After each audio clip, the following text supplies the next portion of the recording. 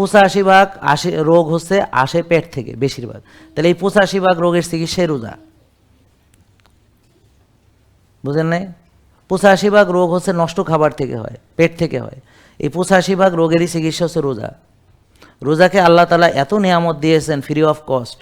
এখন ওনারা, আমি এটা নিয়ে অনেক গবেষণা করেছি এবং বড় বড় বিজ্ঞজনের অনেক অনেক আলোচনা শুনেছি। তারা ডিরেক্ট বলে তো রোজা দিয়ে ব্যবসা করা যাবে না, তো এই জন্যে রোজাকে কেউ প্রমোট করে না। বাট তবুও ভালো লোকের সংখ্যা অল্প হলেও আছে।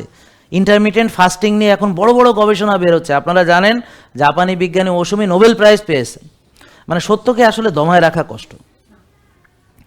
আমরা আজকে এখানে যেটা করছি এটাকে বলে ইমপ্লিমেন্টরি রিসার্চ, নট, আমরা কোনো মানে অথেন্টিক রিসার্চ করিনি, কিন্তু যেই জ্ঞান আমাদের ছিল সেই জ্ঞানটাকে ইমপ্লিমেন্ট করা হয়েছে।